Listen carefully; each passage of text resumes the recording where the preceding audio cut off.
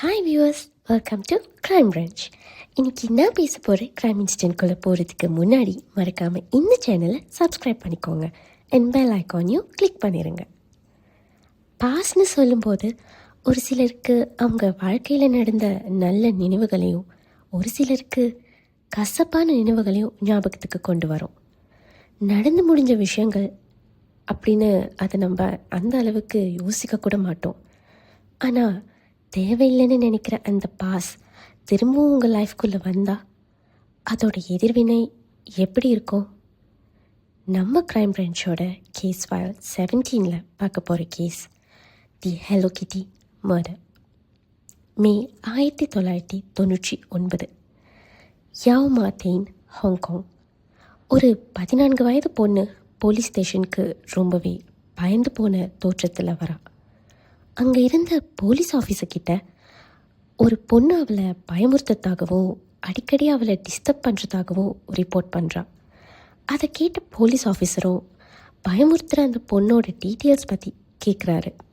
அதற்கு அந்த 14 வயது பொண்ணான லவ் மிங் ஃபாங் சொன்ன பதில், ஒரு பொண்ணு இருக்கும்போது நான் அங்கே இருந்தேன். அந்த பொண்ணோட ஆத்மா அதுக்கப்புறம் டெய்லி நைட் என் கனவுல வந்து தலையே இல்லாமல் பயமுறுத்துறான்னு சொல்கிறான். பயத்தில் வெளிரி போன அந்த பொண்ணோட முகத்தை பார்த்து திகைச்சு போன போலீஸ் ஆஃபீஸரும் அந்த பொண்ணு சொன்ன விஷயத்தை கேட்டு அதை புரிஞ்சுக்கிறதுக்காக கொஞ்சம் டைம் எடுத்துக்கிறாரு. அதுக்கப்புறம் இந்த இஷ்யூவோட சீரியஸ்னஸை புரிஞ்சுக்கிட்ட அந்த போலீஸ் ஆஃபீஸர் இன்னும் சில ஆஃபீஸர்ஸோட ஹாங்காங்கின் கோலோன்ற சிட்டியில் இருக்கிற சிம் ஷா ஸ்விங்கிற அப்பார்ட்மெண்ட்டோட 3rd ஃப்ளோருக்கு அந்த பொண்ணான லாவின் வழிகாட்டுதலின்படி போகிறாங்க. அப்படி அந்த குறிப்பிட்ட ஃப்ளாட்குள்ளே போலீஸ் போகும்போது அந்த வீட்டுக்குள்ளே ரொம்ப மோசமான துர்நாற்றம் வீசியிருக்கு. அந்த வீடு ரொம்பவே அழுக்கான நிலையில் சிதறி கிடந்த குப்பை, எலக்ட்ரிக் அப்ளையன்சஸ்னு பார்க்கவே கைவிடப்பட்ட நிலையில் அங்கே யாருமே இருந்த மாதிரி எந்த ஒரு தடயமும் இல்லாமல் இருந்திருக்கு. போலீஸும் தொடர்ந்து அந்த வீட்டை சர்ச் பண்ணுறாங்க. அப்போது அங்கே இருந்த ஒரு சில பிளாஸ்டிக் பேக்ஸில் சில மனித உடலோட பாகங்கள் கண்டுபிடிக்கப்படுது. ஆனால் அதை விட மோசமாக லவ் அங்கே இருந்து இரத்தக்கரை படிந்த ஹெலோ கிட்டி மர்மெய்ட் டாலை போலீஸ்கிட்ட கை காட்டியிருக்கா. அப்படி அதில் என்ன இருக்குன்னு பார்த்த போலீஸ் ரொம்பவே அதிர்ச்சி ஆகுறாங்க. காரணம், அந்த பொம்மைக்குள்ளே ஒரு மண்டையோடு திணிக்கப்பட்டு தைக்கப்பட்டிருந்துச்சு. ஹாங்காங்கின் கிரைம் ஹிஸ்ட்ரியில் அந்த காலகட்டத்தில் இது ஒன் ஆஃப் தி க்ரூவல் கேஸாக பார்க்கப்பட்டது. அந்த வீட்டில் கிடைச்ச மனித உடல் பாகங்களை ரிகவர் பண்ண போலீஸ் ஆஃபீஸர்ஸ் லாவை அவங்களோட விசாரணை வளையத்துக்குள்ளே கொண்டு வராங்க. லாவின் கன்ஃபெஷன் படி மொத்தம் 3 பேரை சஸ்பெக்ட்ஸ் லிஸ்டில் கொண்டு வந்த போலீஸ் அவங்கள அரெஸ்ட் பண்ண தயாராகிறாங்க. சான் மன் லாக் மற்றும் லியூங் ஷிங் சூ அரெஸ்ட் பண்ணப்படுறாங்க. ஆனால் சஸ்பெக்ட் லிஸ்டில் இருந்த இன்னொருத்தனான லியூங் வைலூன் எப்படியோ விஷயம் தெரிஞ்சு சைனாவின் மெயின்லைனுக்கு தப்பிச்சு போக முயற்சி பண்ணியிருக்கான். ஆனால் இன்டர்போலின் மோஸ்ட் வாண்டட் கிரிமினல் லிஸ்ட்டில் அவன் இருந்ததால் ஒரு வழியாக போலீஸாரால் அரெஸ்ட் பண்ணப்படுறான். அரெஸ்ட் பண்ணப்பட்ட இந்த 3 பேரையும் விசாரித்த போலீஸ்க்கு அப்போதான் கொலை செய்யப்பட்ட விக்டிமின் டீட்டெயில்ஸ் தெரிய வருது. அந்த விக்டிமின் பெயர் ஃபன் மன் இ.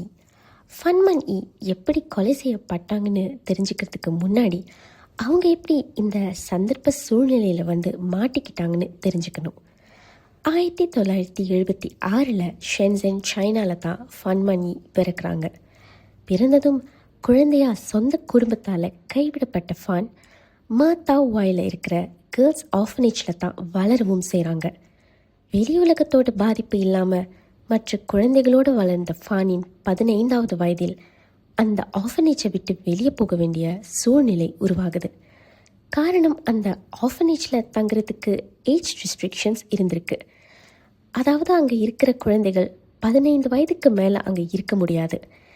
எந்த ஒரு உதவியோ தங்க சரியான இடமோ இல்லாமல் அங்கே இருந்து வந்த ஃபேன் அப்போதான் அந்த வெளி உலகத்தின் சவாலான வாழ்க்கை முறையை சந்திக்கிறாங்க. ஸ்ட்ரீட்ஸில் வாழ்க்கை போகிற பாதையில் அப்படியே போன ஃபேன் ஒரு காலகட்டத்தில் ட்ரக்ஸ்க்கு அடிக்ட் ஆகுறாங்க. அதோடு சேர்த்து ஸ்ட்ரீட் ப்ராஸ்டிடியூஷனுக்கு ஃபோர்ஸ் பண்ணப்பட்டு அதிலேயே அவங்க வாழ்க்கையும் போகுது. ஃபேனின் 21வது வயதில் ரொமான்ஸ் வில்லாங்கிற ப்ராத்தலில் வேலை செஞ்சுட்டு இருந்தவங்க அவங்களோட கிளையண்ட் மற்றும் ட்ரக்ஸ் பார்ட்னரான சியூனை 1996 கல்யாணமும் பண்ணிக்கிறாங்க. ஃபேன் அவங்க கணவரோட மோங்காக்ல இருக்கிற அப்பார்ட்மெண்ட்டில் தங்கியிருந்தாங்க. ஆனால் வாழ்க்கையில் ரொம்பவே கஷ்டத்தை சந்தித்த ஃபேனின் கல்யாண வாழ்க்கை ரொம்பவே மோசமாக தான் இருந்தது. காரணம், சியூன் ஒரு அப்யூசிவ் ஹஸ்பண்டாக இருந்திருக்கான். அந்த நேரத்தில் ஃபேனுக்கு ஒரு ஆண் குழந்தையும் பிறக்குது.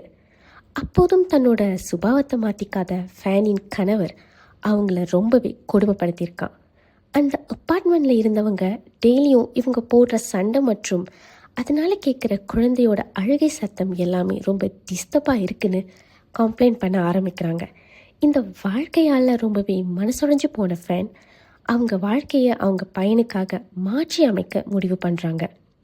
ட்ரக்ஸ் மற்றும் ப்ராஸ்டிடியூஷனை கைவிட்டுட்டு எம்ப்ரன்ஸ் கரோக்கே கிளப்பில் ஹோஸ்டஸாக வேலைக்கு ஜாயின் பண்ணுறாங்க. கொஞ்ச நாளில் அவங்களோட கணவரை விட்டு பிரிஞ்சு தனியாக போய் அவங்க பையனோட இருக்கவும் செய்கிறாங்க. ரொம்பவே கம்மியான சேலரியில் அவங்களோட மற்றும் அவங்க பையனோட தேவைகளை பூர்த்தி செய்ய கஷ்டப்படவும் செய்கிறாங்க. ஆனாலும் அவங்களோட பையனுக்காக அந்த வாழ்க்கையை ரொம்ப சந்தோஷமாக தான் ஃபேன் வாழ்ந்தாங்க. அப்படி தெளிந்த நீரோடையாக போயிட்டு இருந்த ஃபேனின் வாழ்க்கையில் எரியப்பட்ட கல்லாக வந்தவன் தான் சான் மன்லாக். ஃபேன் ப்ராஸ்டிடியூட்டாக இருக்கும்போது அவங்களோட ரெகுலர் கஸ்டமராக இருந்தவன் தான் இந்த சான். அந்த டைமில் ஃபேன் சானோட வாலெட்டை ஒரு முறை திருடியிருக்காங்க. அதில் ஹாங்காங் டாலர்ஸ் 4000 இருந்திருக்கு.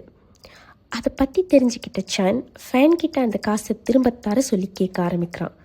ஃபேனும் கஷ்டப்பட்டு அந்த பணத்தை திரும்ப கொடுக்கவும் செய்கிறாங்க. ஆனால் சான் கூடுதலாக 10,000 ஹாங்காங் டாலர்ஸை தரணும்னு சொல்கிறான். ஃபேனும் அதற்கு கொஞ்சம் டைம் கேட்டிருக்காங்க. 17 மார்ச் 1999 லாயூ எஸ்டேட்டின் ஃபூ யூ செக்ஷனில் தங்கியிருந்த ஃபேனை சான், லியூ வைலுன், லியூங் ஷின்சோ மற்றும் அவனோட கேர்ள் ஃப்ரெண்டான லவ் மிங் ஃபாங் சேர்ந்து கடத்தியிருக்காங்க. அங்கே இருந்து சிம் ஷா சுயில்னு கிராண்ட்வில்லா ரோட்டில் இருக்கிற அப்பார்ட்மெண்ட் டோர் நம்பர் 31க்கு கொண்டு போகிறாங்க. அந்த அப்பார்ட்மெண்ட் சானின் பேரில் தான் ரெண்ட் செய்யப்பட்டிருந்தது. ஆரம்பத்தில் சானின் திட்டம் ஃபேனை வச்சு ப்ராஸ்டிடியூஷன் பண்ணி சம்பாதிக்கலாம்ன்றது தான். ஆனால் அதற்கு பிறகு அவனோட மூளை வேற ஒரு கொடூரமான எண்ணத்தை உருவாக்குது. கடத்தப்பட்டதில் இருந்து அந்த 3 பேரால் ஃபேன் டெய்லியும் பலாத்காரம் பண்ணப்படுறாங்க. போர் அடிக்கும் போதும், ட்ரக்ஸால் அதிகமான போதையில் இருக்கும்போதும், இரும்பு கம்பிகளால் அடிக்கிறது, ஃபேனை கட்டி பஞ்சிங் பேக் மாதிரி யூஸ் பண்ணுறது. ஒரு டைமில் ஃபேனின் தலையில் 50 முறைக்கிட்ட எட்டி உதைச்சிருக்கானுங்க. அவங்களோட காயங்களில் ஸ்பைசஸை தடவி விட்டு அவங்க துடிக்கிறத வேடிக்கை பார்த்துருக்கானுங்க. ஃபேனின் கால் மற்றும் பாதங்களில் மெழுகுவர்த்தியோட கொதிக்கிற மெழுகை ஊற்றி அதுக்கப்புறமா பிளாஸ்டிக்கை சூடுபடுத்தி அதையும் அவங்க கால்களில் ஊற்றிருக்கானுங்க. இதனால் ஃபேனால் நடக்கக்கூட முடியாமல் போகுது. கொடுமையின் உச்சமாக இவ்வளோ வேதனைகளையும் தாங்கிக்கிட்டு ஃபேனை சிரித்து என்ஜாய் பண்ண சொல்லியிருக்கானுங்க. அப்படி இல்லைனா இதை விட அதிகமாக டார்ச்சர் பண்ணப்படுவாங்கன்னு மிரட்டவும் செய்கிறானுங்க. கடத்தப்பட்டதில் இருந்து ஃபேன் சரியாக 3 வாரங்களுக்கு பிறகு அனுபவித்த எல்லா கொடுமைகளின் விடுதலையாக 14 மற்றும் 15 ஏப்ரலுக்குள்ளே இறந்தும் போகிறாங்க. ஃபேன் இறக்கும்போது அந்த வீட்டில் யாருமே இல்லாதனால அவங்க இறந்தது அப்போது அந்த 3 பேருக்கும் தெரியல. அவனுங்க மறுபடியும் வீட்டுக்கு வந்ததும் ஃபேனின் இறந்த உடலை பார்த்து அதை உடனே டிஸ்போஸ் பண்ணுற வேலையிலும் இறங்கியிருக்கானுங்க. ஃபேனின் உடல் துண்டு துண்டாக வெட்டப்பட்டு அழுகி போகாமல் இருக்க கொதிக்க வச்சு குப்பைகள் மாதிரி கொஞ்சம் கொஞ்சமாக டிஸ்போஸ் பண்ணப்பட்டிருக்காங்க. ஃபேனின் தலையை அந்த வீட்டில் இருந்த ஹலோ கிட்டி பொம்மைக்குள்ளே வச்சு அந்த பொம்மையை தைச்சிருக்கானுங்க. அதனால தான் இந்த கேஸ்க்கு தி ஹலோ கிட்டி மர்டர்ன்ற பேரும் வந்தது. அதற்கு பிறகு அவங்க வாழ்க்கையை நார்மலாகவும் லீட் பண்ணியிருக்கானுங்க. ஆனால் இந்த விஷயங்கள் எல்லாம் நடக்கும்போது அந்த இடத்துல இருந்த அந்த 14 வயது பொண்ணு மனரீதியாக ரொம்பவே பாதிக்கப்பட்டிருக்கா. அதனால தான் ஃபேனின் ஆத்மா அவளை பின்தொடர்ந்து பயமுறுத்துகிற மாதிரி ஹாலுசினேட்டும் பண்ணியிருக்கா. 7 டிசம்பர் 2000 அந்த 3 பேரும் ஃபேனின் கொலை வழக்கின் ட்ரையலுக்காக கோர்ட்டில் ஆஜர்படுத்தப்படுறாங்க. இந்த கொலையை நாங்கள் செய்யலைன்னு அவனுங்க சொன்னாலுமே லாவின் வாக்குமூலம் மற்றும் போலீஸ்க்கு கிடைச்ச எவிடன்ஸ் எல்லாம் வச்சு ஜட்ஜ் பீட்டர் nguyen அந்த 3 பேருக்கும் பரோல் இல்லாத ஆயுள் தண்டனையை தீர்ப்பாக வழங்குறாரு. இப்படிப்பட்ட ஒரு கொடூரமான கொலையை செஞ்ச அவனுங்களோட மென்டல் ஹெல்த்தை காசல் பிக் ஹாஸ்பிட்டல் மற்றும் சியூலம் ஹாஸ்பிட்டலில் இருந்த சைக்காட்ரிக்ஸ் எக்ஸாமின் பண்ணி இந்த 3 பேருக்கும் அவனுங்க செஞ்ச தப்பை நினச்சி கொஞ்சம் கூட வருத்தமே இல்லைன்னு கோர்ட்டில் ரிப்போர்ட் சப்மிட் பண்ணியிருக்காங்க. இதனால் அடுத்த குறைஞ்சது 20 வருஷத்துக்கு இவனுங்க பரோல் அப்பீல் பண்ண கோர்ட் தடை விதிக்குது. இப்போ வரைக்குமே அந்த அரக்க கூட்டம் ஹாங்காங்கின் ஸ்டான்லி பிரிசனில் தண்டனையை அனுபவிச்சுட்டு தான் இருக்கானுங்க. கோர்ட் ட்ரையலுக்கு பிறகு ஃபேனின் மண்டையோடு மார்ச் 2004 அவங்களோட குடும்பத்திற்கிட்ட ஒப்படைக்கப்படுது. இந்த கிரைம் நடந்த அந்த வீடு மட்டும் இல்லாமல் ஒட்டுமொத்த அப்பார்ட்மெண்ட்டும் செப்டம்பர் 2012 இடிக்கப்பட்டு அங்கே ஒரு ஹோட்டலை கட்டியிருக்காங்க. அங்கே நடந்த ஃபேனின் கொலைக்கான மெமோரியலாக அந்த ஹோட்டலில் 3 புத்தரின் ஃபோட்டோஸ் வைக்கப்பட்டிருக்கு. கடைசியாக ஃபேனின் மகனுக்கு போலீஸ் சர்ச்சில் அந்த அப்பார்ட்மெண்ட்லேருந்து குளிர்சாதன பெட்டியில் கிடைச்ச ஃபேனின் நெக்லஸை தந்திருக்காங்க. சொந்த குடும்பத்தால் கைவிடப்பட்டு அதற்கு பிறகு சந்தர்ப்ப சூழ்நிலையால் தடம் மாறி போன அவங்களோட வாழ்க்கையை தன்னோட பையனுக்காக சரி பண்ணி சாதாரணமாக வாழணும்னு நினச்ச ஃபேனின் கனவு அவங்களோட மோசமான பாஸ்டால் மொத்தமாக சிதைஞ்சு போச்சு.